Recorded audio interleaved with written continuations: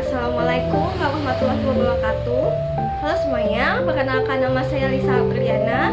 Saya dari Prodi Bimbingan dan Konseling dengan NPM A1L024066 dari kelas 3A dengan mata kuliah Konseling Kesehatan Reproduksi. Di sini saya akan menjelaskan tentang kehamilan tidak diinginkan. Ini adalah leaflet saya. Jadi yang ingin saya jelaskan itu ada pengertian, penyebab faktornya, dampak dan pencegahannya. Sini jadi kehamilan tidak diinginkan itu adalah kehamilan yang terjadi di luar rencana atau tanpa keinginan dari pihak yang hamil maupun pasangannya, dan juga merupakan salah satu akibat dari rendahnya pengetahuan remaja tentang kesehatan reproduksi. Selanjutnya, teman-teman, ada penyebab atau faktor dari kehamilan tidak diinginkan itu. Nah, jadi penyebab yang pertama itu ada perilaku seks pranikah berisiko. Nah, yang pertama ini perilaku seks pranikah berisiko ini itu pergaulan yang tidak sehat, terus juga seperti berpacaran yang tidak terkontrol, itu tuh dapat memicu dorongan seksual yang tidak terkendali. Lalu yang kedua ada kurangnya pengetahuan tentang kesehatan reproduksi. Jadi pada penyebab yang kedua ini tingkat pengetahuan remaja di Indonesia itu mengenai kesehatan reproduksi itu masih rendah kan.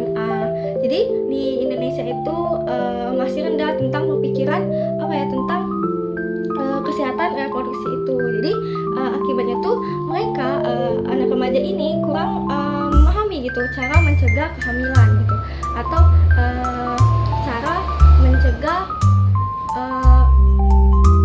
hubungan yang tidak baik itu ya. Lalu ketiga itu ada akses media sosial dan pornografi. Nah, pada penyebab yang ketiga ini paparan media sosial yang berisi konten pornografi menjadi salah satu faktor penyebab perilaku seksual atau faktor pendorong perilaku seksual. Lalu yang keempat itu ada pola asuh orang tua, di mana pola asuh orang tua ini diterapkan orang tua terhadap anak, itu tuh dapat mempengaruhi perilaku seksual remaja. Jadi pola asuh orang tua itu sangat mempengaruhi jalan pikiran terhadap anak. Jika pola asuhnya benar, orang tua itu kepada anaknya, anaknya itu akan mengerti gitu tentang tentang kesehatan reproduksi ini. Jika orang tuanya tadi itu tidak memberikan pengetahuan atau keterampilan tentang kesehatan reproduksi, mungkin anaknya itu tadi dapat dia salah pergaulan, terus juga dia tidak mengerti tentang tentang produksian perempuan gitu kan. Lalu yang terakhir itu ada perilaku seks teman sebaya. Jadi perilaku seks teman sebaya itu perilaku seksual teman sebaya juga menjadi faktor resiko yang mempengaruhi remaja. Jadi pengaruh dari teman sebaya itu sangat penting juga, karena pengaruh teman itu ada yang positif, ada yang negatif gitu kan. Kalau kita bertemu dengan lingkungan teman sebaya yang positif itu lingkungannya itu mungkin kita berteman saja, terus juga hanya curhatan. Terus kalau misalnya lingkungan temannya itu negatif, itu tadi mengajarkan hal yang tidak baik seperti yang minum-minuman, terus hubungan pacaran yang tidak baik itu kan pacaran juga sebenarnya tidak baik. Lalu ada dampaknya. Jadi dampaknya itu yang pertama dapat berlanjut pada tindakan aborsi. Jadi yang kedua itu ada berisiko melahirkan bayi dengan berat badan rendah dan prematur, dan dapat menyebabkan stunting, berpengaruh pada kesehatan reproduksinya dan kehidupan sosialnya. Lalu yang terakhir itu ada dapat meningkatkan angka kematian ibu dan bayi. Nah, itu tadi adalah dampak-dampak dari kehamilan tidak diinginkan.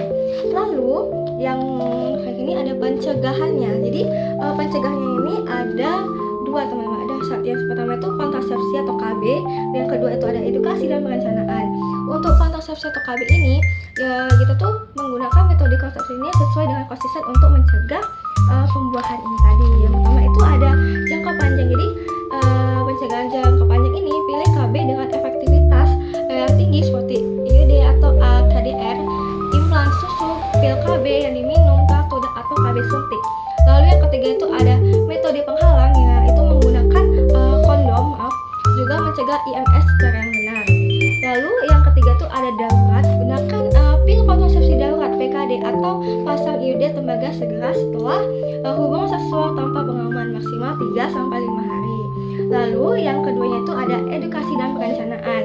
Nah, edukasi perencanaan ini untuk meningkatkan pengetahuan dan peran lingkungan terutama untuk remaja. Yang pertama itu ada pendidikan seks dan reproduksi. Nah, untuk ini tuh memperoleh informasi akurat tentang risiko dan cara kerja tubuh. Jadi, pendidikan seks dan reproduksi ini tuh sangat penting untuk remaja agar memberikan informasi tentang reproduksi, kesehatan reproduksi, tentang seks itu tadi kepada remaja. Lalu yang kedua itu ada peran orang tua. Jadi peran orang tua ini sangat penting juga untuk memberikan pengawasan, terus juga komunikasi yang terbuka dan penanaman nilai yang moral kepada remaja atau kepada anaknya. Lalu yang terakhir ini ada perencanaan hidup.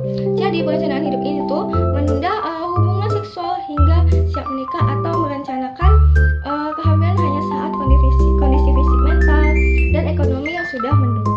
Seperti itu. Mungkin saja konseling tentang KTD ini tadi, kehamilan tidak diinginkan dari saya. Pesan saya sendiri itu untuk kehamilan tidak diinginkan itu yaitu kehamilan itu tidak terencana ya. Tapi ini tuh bukan akhir, segera ambil kendali, fokus pada kesehatan Anda dan bayi. Ubah cemas itu menjadi tindakan yang positif dengan mencari perawatan dan dukungan Anda mampu mewujudkan masa depan yang baik. Mungkin itu saja yang dapat saya jelaskan tentang kehamilan tidak diinginkan dan pesan-pesannya. Sekian, terima